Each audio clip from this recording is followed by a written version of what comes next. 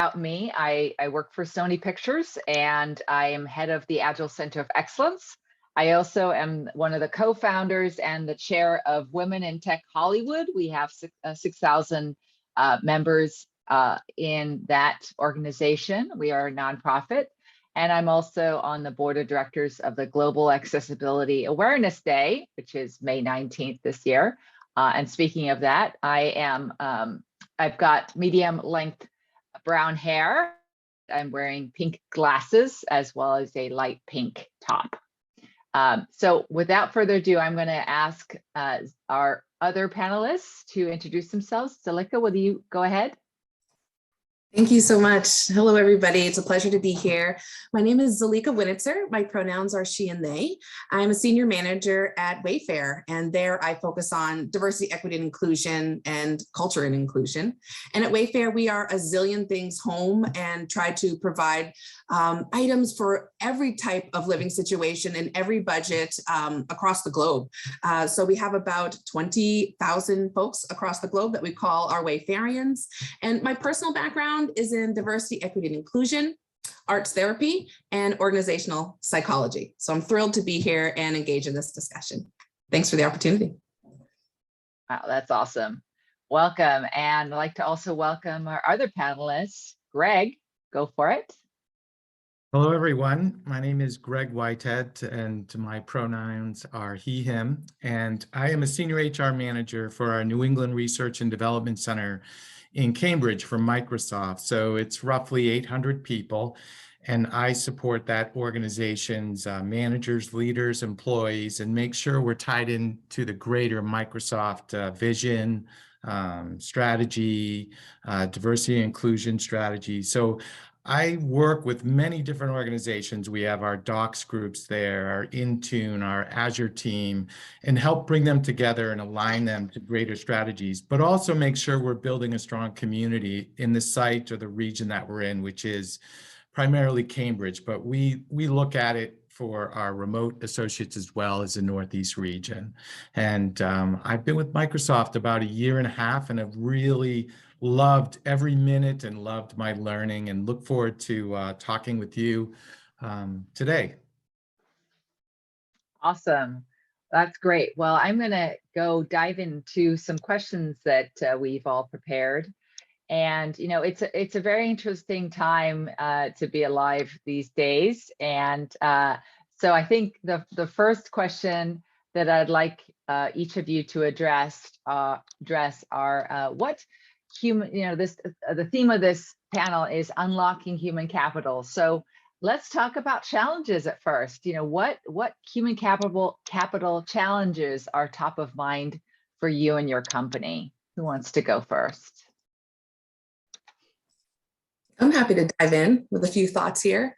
And I love this question and topic because we're talking about the value that employees bring, that workers bring based on their experience and skills. And it doesn't always have to be in a traditional path, right? So at Wayfair, we're talking a lot about and focused on what a non-traditional workforce is. And that is a large opportunity and growth area for us. So thinking about folks who have been out of the workforce for a while. We have second chance programs looking at folks who have been previously incarcerated. And so specifically Reach Hire is a program and partnership that we have that helps us find folks who have been out of the workforce for a significant amount of time and want to re-enter. And so they help us place and really upskill if needed and help them ease back into the workforce. So really thinking about who's been counted out previously and how do we include them and count them in now? And then how do we retain those folks as well? And thinking about all of the needs that they have and the nuances within that and understanding individuals on a singular level, you know, and what that looks like for them as a team and within our organization. Great. Greg, what human capital challenges have you been experiencing at Microsoft? Great, thank you. Yeah, so, you know, always a key initiative, right? The people within an organization are what make up the organization. And, you know, we are always and constantly looking at our hiring and how are we developing people and obviously retaining our individuals. And helping prioritize their work so that they can really be included in the organization, but also have some health and wellness in their life, which is really important today. So within those things, I think really we're focusing a lot on our culture. We're really trying to embrace hybrid right now and do as much as we can to be inclusive and make that work.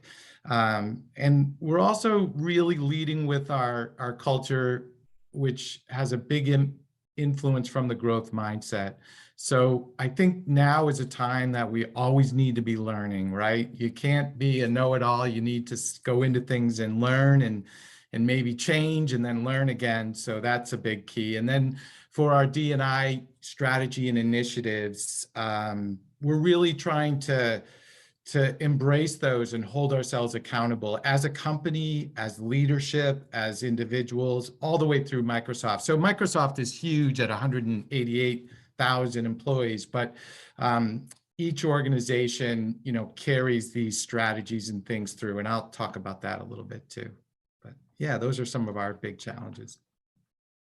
Yeah, I think there's definitely a lot of commonality between Microsoft and Wayfair and Sony Pictures in terms of what our challenges are. This moment that we've been experiencing for the last 2 years has really tested all of us.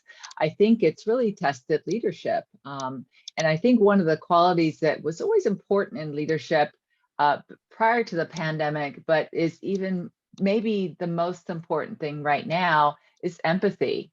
And, but prior to the pandemic, the idea of bringing your whole self to work was more abstract and more of a concept. However, with, having meetings literally in our living rooms, kitchens, hallways, closets, and other places, we've been forced to bring our whole selves to work. And most of us have been dealing with a lot of challenges, and so I think it's really been a moment for leaders to really be tested through the fire of this pandemic. And I think those who have those leadership qualities to nurture and have that empathy and compassion for their employees have really risen to the top. So I think that's one of them. And the whole idea of self-care has been, mental health and mental wellness is even more important. One of the things that our company has been very, very good about is making sure that everyone is aware of all the resources. We have a Take Care newsletter, so there's always a lot of promotion around what services are available for everything from pet sitting to to any kind of employee assistance that people might need. So really looking at people from the whole person versus just the professional aspect. So great. So I'd like to talk about the next question, which is kind of a segue into, so from hiring, the hiring process to retention, how is your company currently taking care of their workforce? And are there any innovative programs that you can bring up? I know that we talked about this the other day in our prep call. Zalika, do you want to start off? Thanks, happy to. So lots of things come to mind. And one of the, part of our mission as the diversity, equity, inclusion team is to embed DEI, a DEI lens really into each part of the employee life cycle. And so one way that we do this is having courageous conversations and making sure that we are being timely when we're talking about difficult topics or focusing on communities that have not been centered previously, who are underrepresented or marginalized, and really what it looks like to be at Wayfair and be vulnerable and transparent with what you want to bring to work around yourself. And so also equipping and upskilling folks to have these conversations themselves. So upskilling leaders and managers to support their teams, and then also for team members to really able to support peers and really do self-reflection and continue to increase self-awareness like we've been talking about.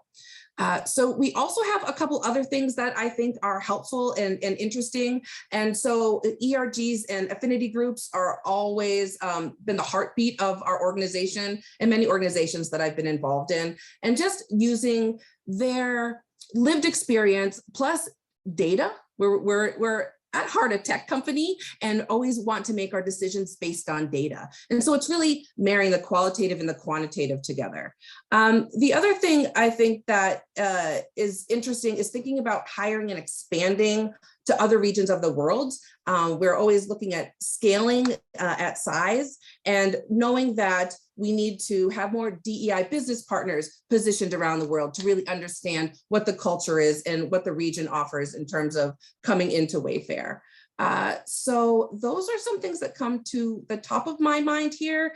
And I guess I might just end with thinking about, I don't know, maybe just a moment to just pause and think about the war in Ukraine right now and how we're trying to continue to be on the forefront of what our employees need. And sometimes that is not always a set program, but using that empathy and using that innovation to be agile, to move around and see what support folks need, what conversations need to be uplifted and upheld to really support folks there. So just being consistent around inclusion topics and just embedding them throughout.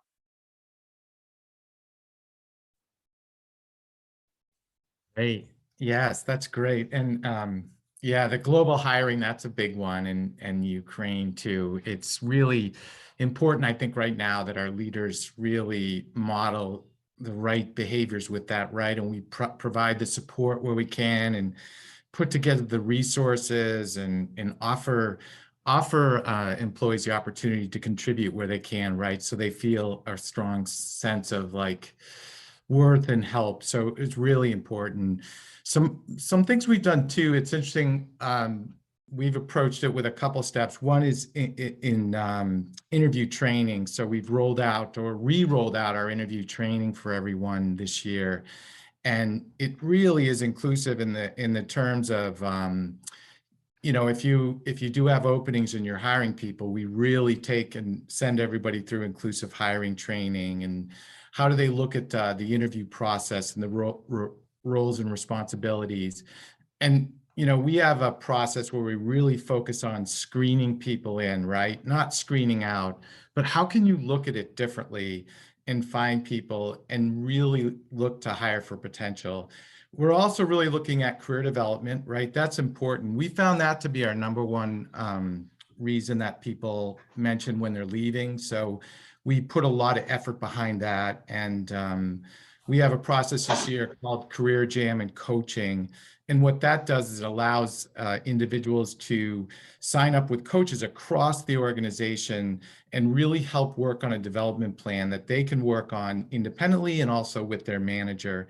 And it also exposes them to other areas of the company. So you can work with a coach within your organization or maybe have an interest outside, and you could go and connect. And what do I need to do to gain the skills to maybe go? And a big one, I think, that really we're focusing on is our managers, because the managers are really critical to, you know, retention, to engagement. They're a part of hiring. So we have a program called Model Coaching Care, and this is a program that all managers go through. The training is consistent from year to year, and it's also built on. And it's really something where we share our management philosophy. How do we want these managers to work, to show actions, to drive accountability, to give direction and clarity, and coach, right? Coaching is a big piece of that. Regular one-on-ones, regular connection, and then care, self-care for them and empathy for others. And how are we really looking to, you know, bring the personal side into work? It's different now. Like you said, like, you know, are we using all the tools? Are we taking breaks? Things like that. So that's critical. And this year we built on that by developing manager excellence communities. And these are communities that are run just by these managers. And we set up programs for them and give them some facilitation training. And then they go into these communities together and really share best practices and share ways in which they're doing things or challenges they're having that other managers from other regions or other divisions may have. So some of the things we've done are career development conversations, showing care and delivering on success. Like, how do you show the care to your employees but still deliver results? Allyship, psychological safety. And that's been a really great success. Managers have really loved. It's allowed us to leverage a great, resource within our organization, and really help us move forward. So it's really a lot with hybrid and this everything that's happening. But I think these are some key areas we're focusing on. That's great. We have, I'll talk about the coaching aspect that you mentioned, Greg, a little bit later, but one of the programs that we developed in the pandemic is our servant leadership program. And unlike most leadership programs, it is very inclusive. So we include all individual contributors who would like to opt in, as well as contractors and our, Sony sister companies, PureFlix, Crunchyroll, and PlayStation has really opted in a big way, which is great because it really reflects the One Sony ethos. And so that's one of the big things, that you can opt into the program even if you don't have the manager or leader official title or positional authority, because we really believe that every individual can be a cultural architect at the company.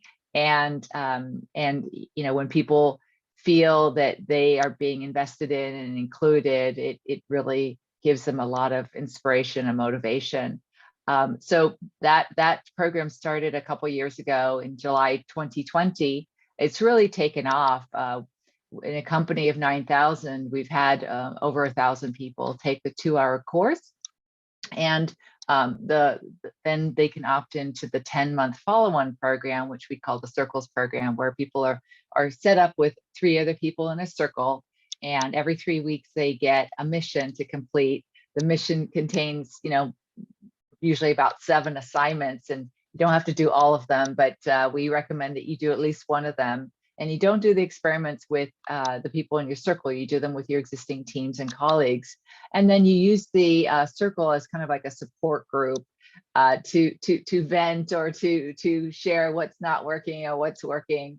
And then over the course of the 10-month program, we have a readout of, between mission 4 and 5, and then one at the end, what are your top 3 favorite assignments? And really the focus is a lot on empowerment and employee engagement. So it's been really taken up very well. I think we actually used the pandemic to our advantage in this aspect, because normally our programs tend to be more like headquarters focused, and then we roll them out globally. But this started off as a global program from the get-go, and it's really been great.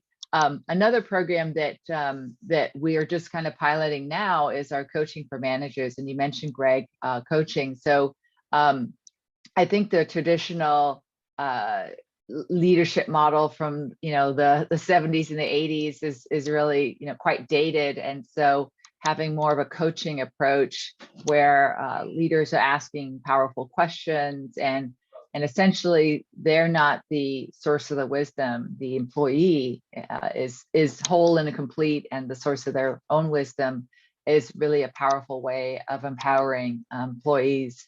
You also mentioned psychological safety. We have a program where we can do psychological safety checks, and we measure quantitative and as well as qualitative measurements of psychological safety. And we make that safe for everyone involved by using anonymous websites, so there's no login and you can't be tracked. And also the leader is also safe, because the information is just kept at that team level, where the only people that can influence psychological safety on the team are the only ones that know how the team's doing. So that's been kind of an innovative program that we've been working on for the past few years. So the next question I'd like to talk about or ask you to answer is, so how is your company creating an environment that is inclusive and supportive? I know we're kind of talking about that, but it's such an important piece. So I'd like to see what proactive steps your company is taking to ensure inclusion and support. So when I arrived at Wayfair, I was excited to see that they had worked on behavioral competency mapping already. So I think that's a really important foundational framework that organizations should take or should explore, and really outlining what are the specific behaviors that we want people to exhibit at Wayfair and what exactly are those indicators. So we use that and have embedded that in our recruitment practices, our interviewing questions, our pulse surveys for employee engagement throughout the career, and then also in our exit survey questions as well. So things like collaborate effectively, respect others, where we are presuming good intent, but prioritizing impact, delivering results with agility. So we have several of them, and I'm not going to name them all, but those are our underlying foundations. So we're able to remain accountable to ourselves and each other on these baseline behaviors. In addition to that, I mentioned data earlier, and so we have created a performance equity task force, and that came about by looking into, were there words that were used disproportionately with certain groups rather than other groups within our performance management system? And so we did a natural language processing assessment and found for women that the word confidence was disproportionately used. So with that piece of knowledge, we were able to use that and share with our managers, share with our leaders, share with all the Wayfarians around this word impacts people's experience in this environment here. And there are other inclusive ways to describe somebody. Let's be, less objective about it. So that was one thing. And that has developed into actually looking at race and ethnicity, and created a racial equity toolkit and a racial equity lens, where I've trained leaders and managers how to use that when writing their performance evaluation for folks. Other things that we have this culture ambassador program, which is part of our interviewing process. It's optional. It's an off the books conversation where it's a culture conversation. What does it look like? What does it feel like, sound like to work at Wayfair, aside from being bombarded with questions and case studies and things like that? So that's been a real value add, and our ERGs are linked with that as well. I know we brought up wellness before, but we actually just had an update yesterday on really the 4 corners of wellness that we're taking on: mental health, physical health, social health, and financial health, and upskilling our managers to be able to support their teams with that, but also knowing we have 24/7 resources available for folks along all of those points. And I guess I'll just stop with saying that we are building our culture of inclusion series, I guess. So we have an e-learning, that's our 101, that's open to all folks. And then we have a 201, which is an interactive 2-part series that we're putting on for associate directors and up, and really focusing on creating a culture of inclusion across the employee life cycle and for the workforce. So that was a lot. I'm going to stop there. Looking forward to hear what you have to share, Greg. Oh, great. Thank you. Yeah, that's great. I like the wording, creating a culture of inclusion.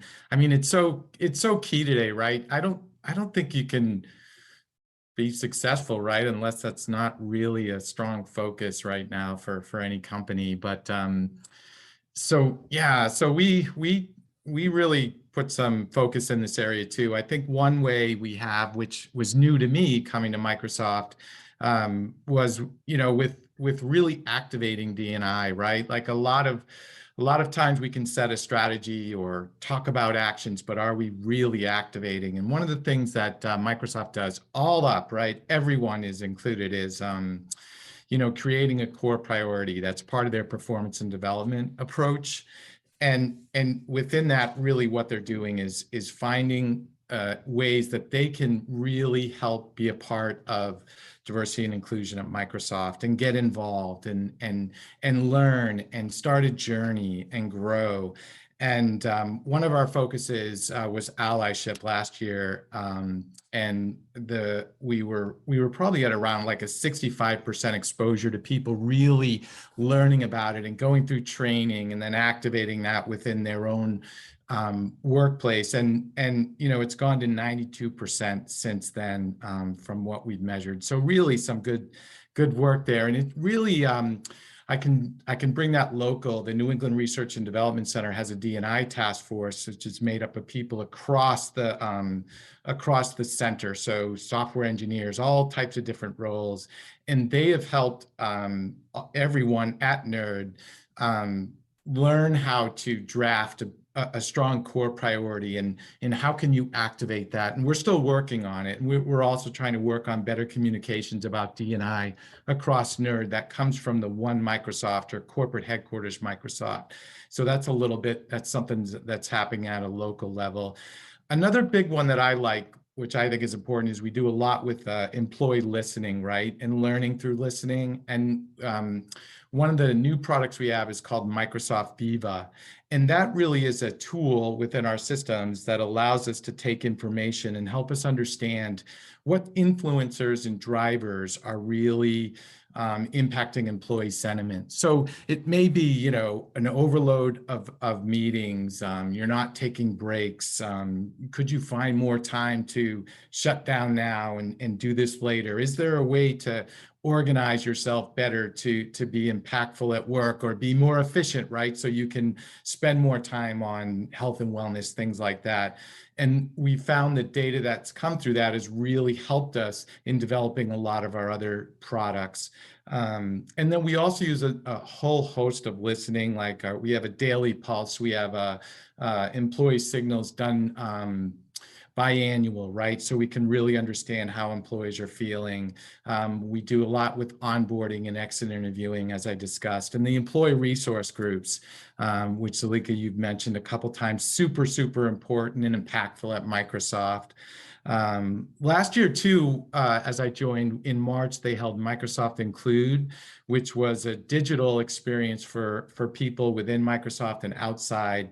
And it was 110 sessions in 185 countries, really based around diversity inclusion, and hopefully something we'll continue to do, but was really impactful. And out of that came learning journeys with anti-racism and other specific areas within D&I that Microsoft employees could join in and start their own journey and further learning. And the employee resource groups, there's a lot there. There's global groups that are really important to building communities and mentoring and career development and helping people with cultural awareness. And then we also have regional groups. So back to New England Research and Development in Cambridge, they have their own chapters, and they are instrumental in really bringing diversity and inclusion to Cambridge. It's just been a wonderful thing to be a part of. So yeah, with that, driving those things, I think it really kind of covers the spectrum a little bit for us, but there's always more. I think the biggest thing for me is it's always a journey. I'm always learning. I get off a call and I'm like, oh, I should have known more about that. I got to go look that up. And that happened even in our prep call, right? I thought, wow, I really can't speak to that. I need to go learn. And that's what I love about it too. That's great. Yeah, at Sony Pictures, the DEI and the employee business resource groups are very fundamental to our strategy. Our products go all over the world, and so I think one of the fundamental aspects of our employee business resource groups is not only to nurture the employees that are in that, but also for them to provide like consulting on our movies, almost like these focus groups, and make the company more aware of content that may be underrepresented, or like, for example, we have something called our diverse directors program. So we definitely source a lot of ideas from these employee resource groups, which which is such a robust part of our culture. You know, we've had them for a long time. And I think there was probably initially a little bit of like, well, is this a club or, you know, what is this? And I think, you know, the track record that these employee business resource groups, and the emphasis is on the business, because it really does support, you know, when we, like, for example, there was a technology we were testing, employee like sentiment during a movie, and people were wearing these wristbands, and could kind of communicate what their experience of the movie was through these wristbands that were taking literally a pulse and showing when the audience was excited or that kind of thing. So these you know, most of our movies have been through a focus group, through at least one employee business resource groups. And we have a lot of collaboration between the groups themselves, not only within Sony, but within our sister companies too. Like I mentioned, Crunchyroll and PlayStation.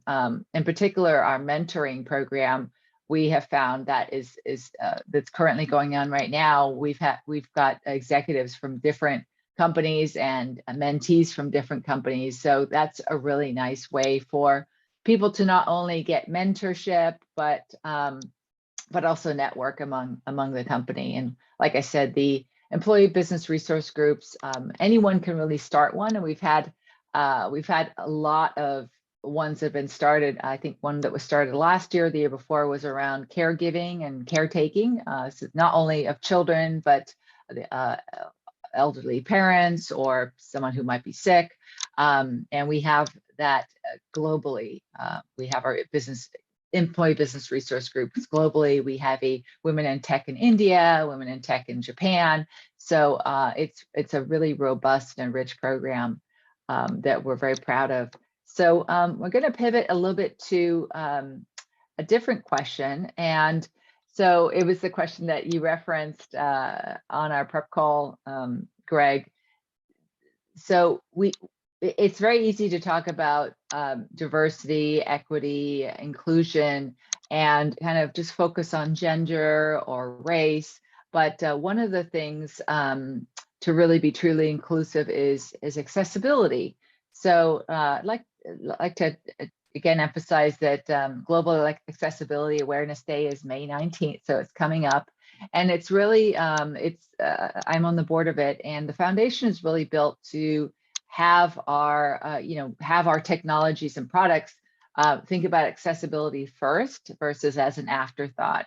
So I'd like to hear from our gold sponsors about what their companies are doing in the way of accessibility, because I know that you are, but I'd like to highlight that.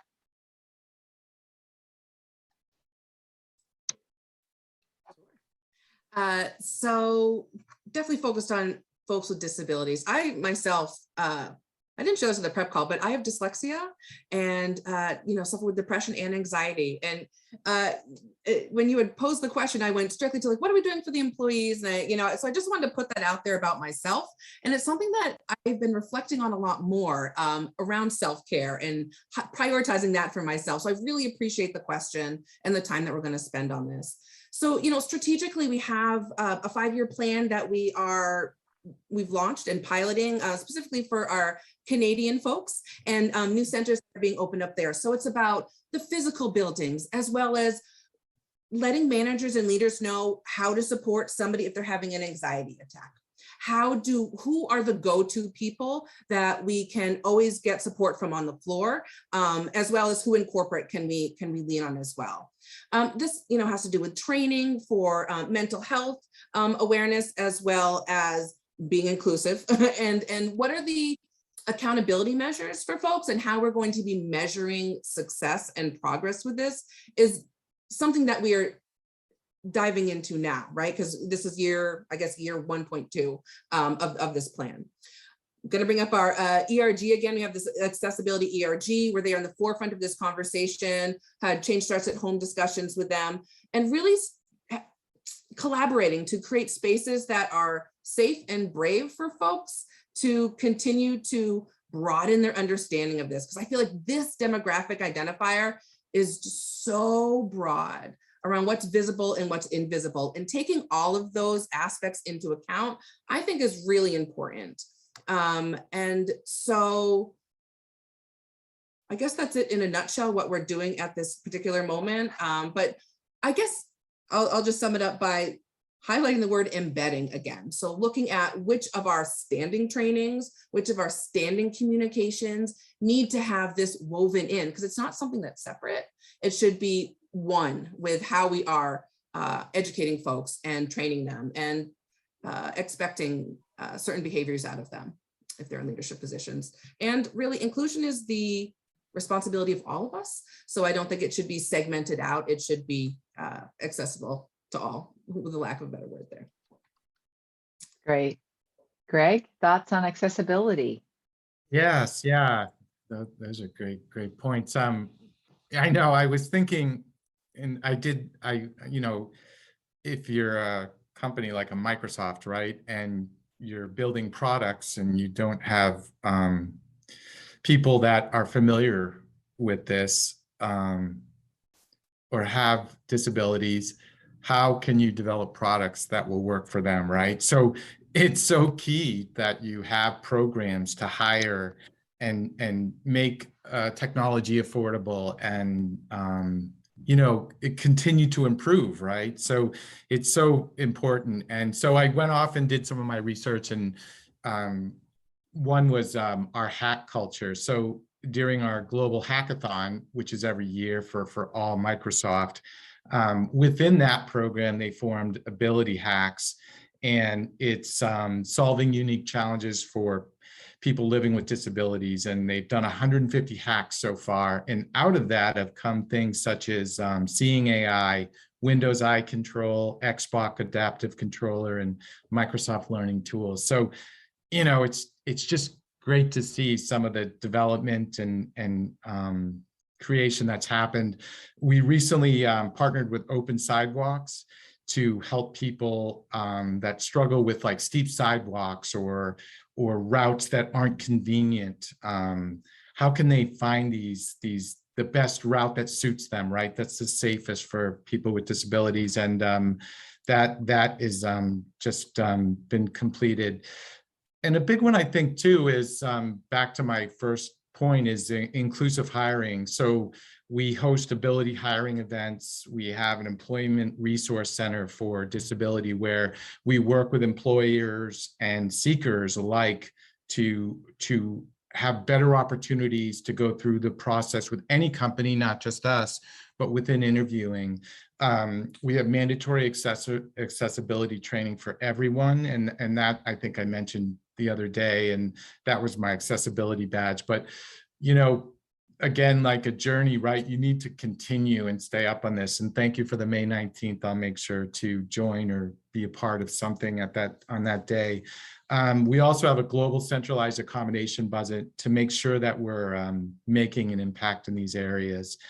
And a big one for Microsoft is the autism hiring program. And I knew about that, but I didn't know some of the details. And this was really a goal and an approach to support individuals with autism, right? And how can we bring them in to full-time roles within the company?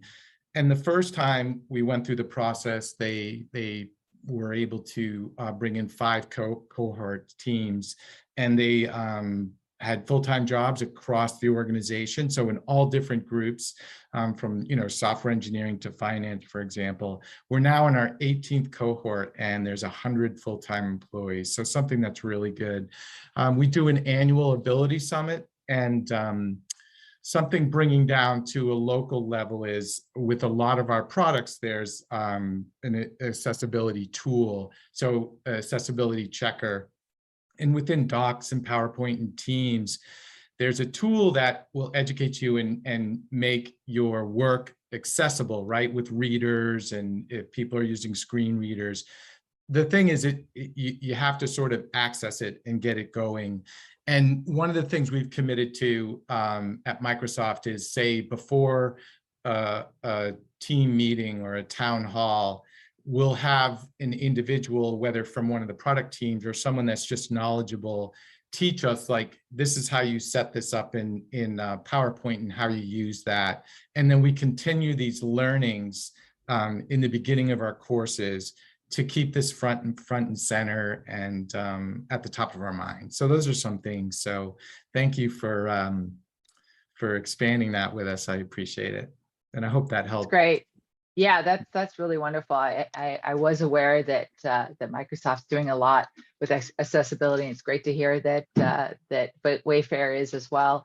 So you know, for a company like Sony Pictures and as well as Sony overall, you know, Sony Electronics, PlayStation, you know, because our products and you know, movies, etc., go across the world, it's really important for Sony overall, you know, especially Sony Tokyo, to really make sure that our websites are accessible, that our technology is accessible, that you know, that we're thinking about things like, you know, what about people who are colorblind? You know, can they read our websites? You know, images, are there accessibility aspects of images?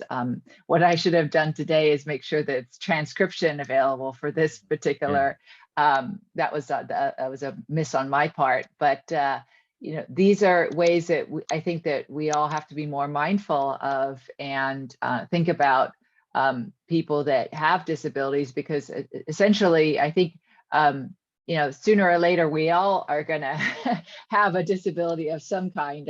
As you can see, you know, I'm wearing glasses and I've got very poor eyesight. But I think that, you know, we're making this a very big push, especially this year. We're bringing one of the co-founders of Global Accessibility Awareness Day to do a presentation to the entire studio that will also be played in different parts of Sony Electronics, etc.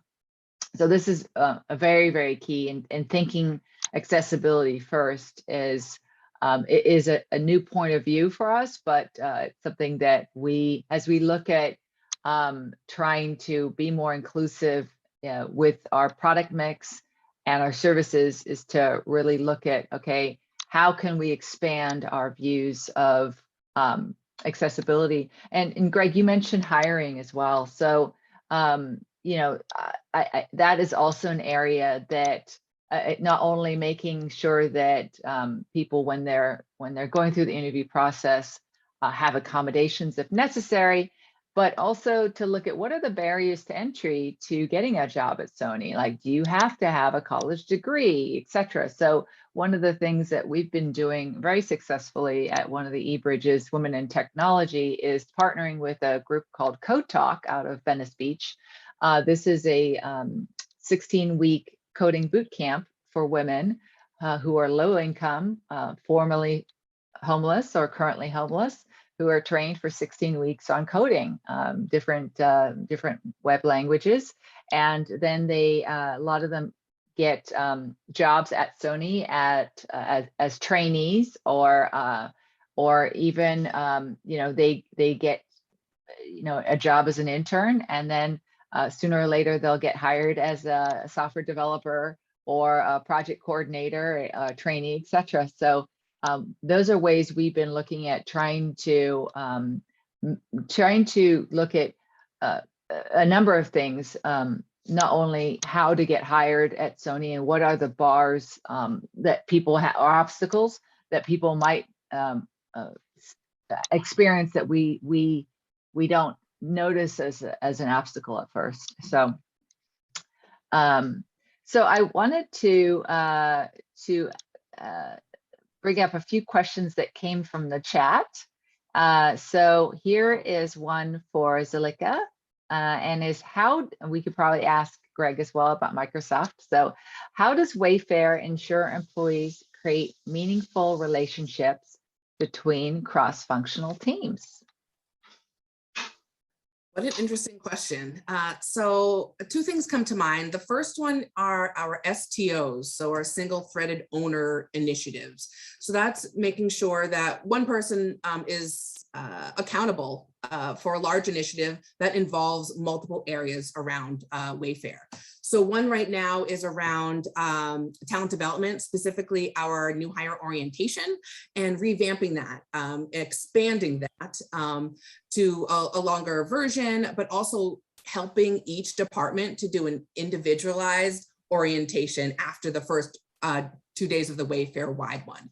So with that, so that structure's in place, and they have, ongoing meetings that are consistent and ways that they're communicating. But on top of that, part of our Wayfair culture is to have coffee chats. And these are 20 to 30 minutes meetings that we put on anybody's calendar. Doesn't matter the title, the level, the department.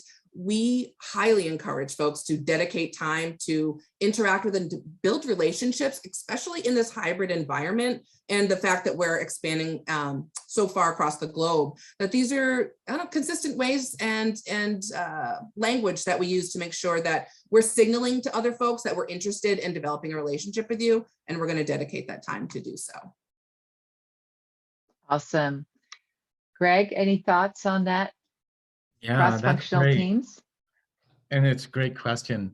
Yeah, I'm going to go. I think one of the things I learned that sort of influenced me was the performance and development process. So, everyone wants to be successful, and obviously, rewards are important. And our process is built in a way that, you want to deliver success on your work that you're doing that's specific to you. But in that, the real performance is based off of how do you do that by enabling others to be successful within that work? And how do you learn from others and leverage work from other people that will help you in the task that you're trying to do? And then going to the core priority, what is it you can get involved with to expand your horizons beyond your area? And in some cases that may be learning or joining a group. So you don't, I'm an introvert, so you don't always have to be that outgoing person, but that stretch of connecting with a broader ecosystem and community. And it's really strongly driven throughout our process. So you can talk with a manager regularly on your development work. We call it a connect, and as you go throughout the year, but it really drives that work across an organization, right? Even though you may be within your silo, it emphasizes trying to stretch and get beyond that. So that's a good question. Yeah, I love the question as well.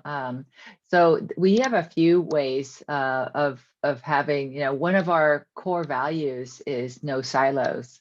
And obviously that's aspirational, but it is something that we do a lot of thought about. And I think the eBridge program is, first of all, a great way to have people mix it up with different people of different departments. In our servant leadership program, we are very intentional about this. So a typical circle in the servant leadership program will have one person from IT, one person from finance, one person from information security, and one person from distribution, for example. And just to give you an example of the impact of that, one of them is one of the circles had a guy by the name of Rob Pratt, who is head of his department, and then Jason Spaltro, who is the head of his department. And they had already, and by the way, I've already got this cleared that their names are okay to be used. They had always had a professional relationship, but working together in a circle for 10 months and having their weekly circle check-ins allowed for a safe space to be created. So it really altered the nature of their relationship, their business relationship, to make it more effective and more human and more fun. And a few other ways that we do this is through our OKR program. So our objective and key results is one of the ways that we are focused on the goals of the company, on a quarterly basis. And we really encourage that we can have shared objectives and shared key results with other members of different teams, so that we're working on the same goal, even if it's with a different department. And so really looking at how can we, that's been definitely a focus for my manager and leaders, is to look at how can we find ways of working together more and more collaboratively. And then, finally, in our Agile program is, obviously we have many teams that are Agile teams, but we also have when we scale teams, we look at especially how can we, melt those silos between teams, and that's really accomplished through our scaling opportunities that we've had, and that's worked really, really well. I mean, essentially, an Agile team itself is cross-functional, ideally, and to have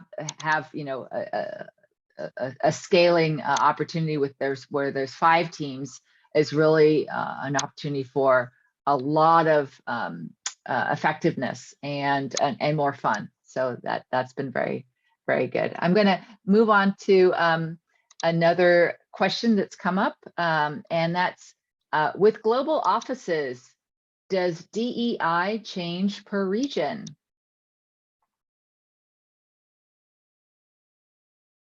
I think you're on mute, Zalika.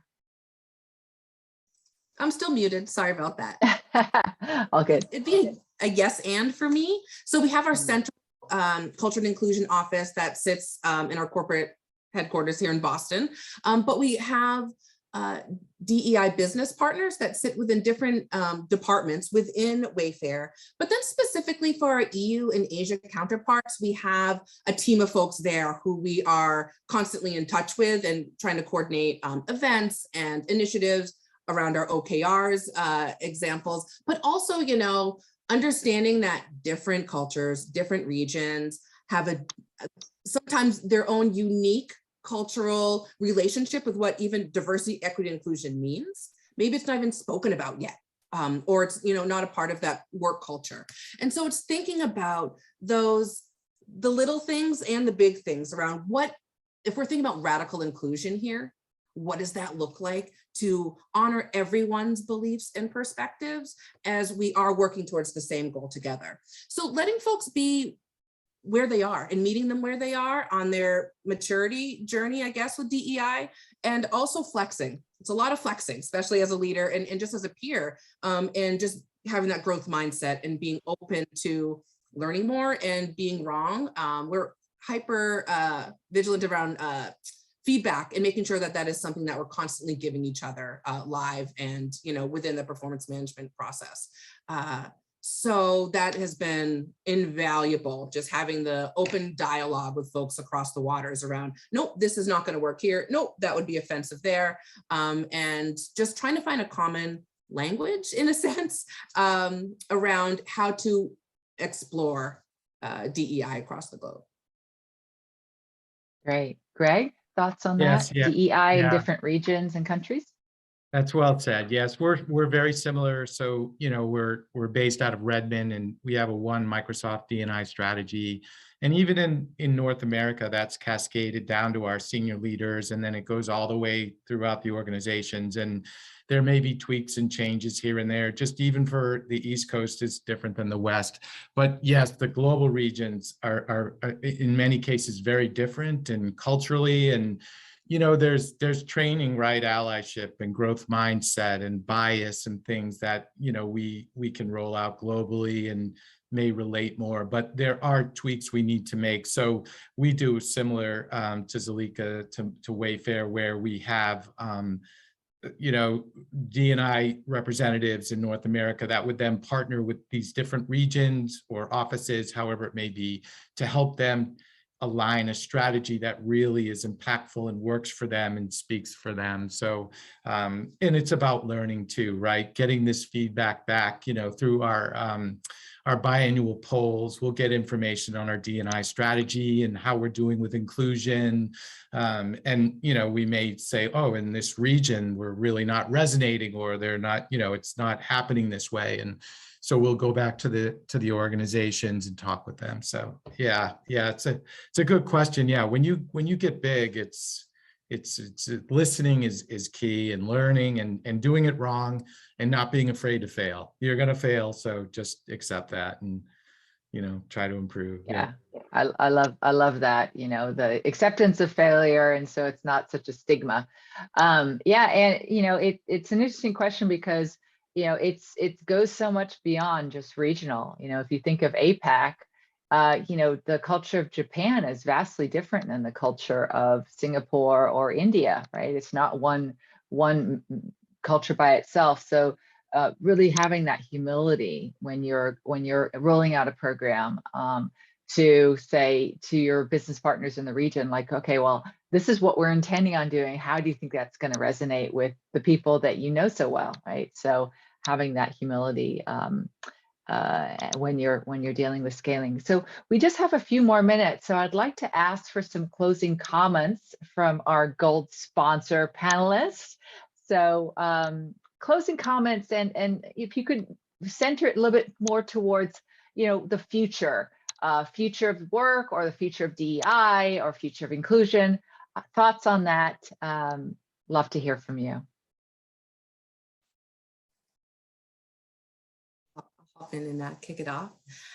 So for me and Wayfair and just DEI in general, I'm thinking about intersectionality. And where are those points in which we're looking at the whole person, and those places in which there might be multiple identities where folks are marginalized or historically underrepresented, and what's that impact? And understanding that it's important to look at the singular dimensions at times, but to get a full picture and a full story, we need to look at the multiple perspectives and dimensions of folks. Also thinking about human-centered design and putting people first, and in our designs and our systems within the organization, and how we're thinking about customers as well. And then the other big thing right now in our thoughts and mind is how we're impacting the community, where we are located. Are we representing the folks that are surrounding the building location in the region? Also, we're headquartered in Boston, and knowing the history of housing in Boston is heavily impacted by redlining, and looking at how we impact the housing community and development within the community within Boston. I'm going to stop there because I know we just have about a minute left. Greg, closing comments? Okay, great. Yeah, thank you. Wow, so I'll try to be really quick here. So when I went to Microsoft, I was introduced to the hackathon I mentioned earlier, and that was really my first introduction. So I'm an HR person, right? I'm not technical, but what I learned was that the people in the hackathons, and from the engineers to even analysts to just someone that wanted to contribute, just amazing things come out of that in technology that can be developed, designed, that really impact the way we work, or now the new preferred way of working, which is going to be different with hybrid, right? Because if we're not making technology just as important as being in the office, then we're not going to be inclusive to all of these employees that make up your company, that are making an impact on your business and the world, hopefully, right? So what an opportunity. Technology is it's amazing what it can open. And some of the things created in the hackathon, I was just overly amazed. Like, they were things that we used in HR just for wellness. So I just think it's an exciting time to be a technical person, to be involved in diversity, inclusion, or even HR. So I'll leave it at that. But yeah, it's a good time. Great. So I want to just thank our gold sponsors, Microsoft and Wayfair, for sponsoring this hackathon. And I heard some really unique ideas from our panelists. So please reach out to any of us on LinkedIn. And if you want more information, because I definitely heard some really unique programs. And just wanted to thank Microsoft and Wayfair again for being gold sponsors of this event. Thank you so much. Thank you.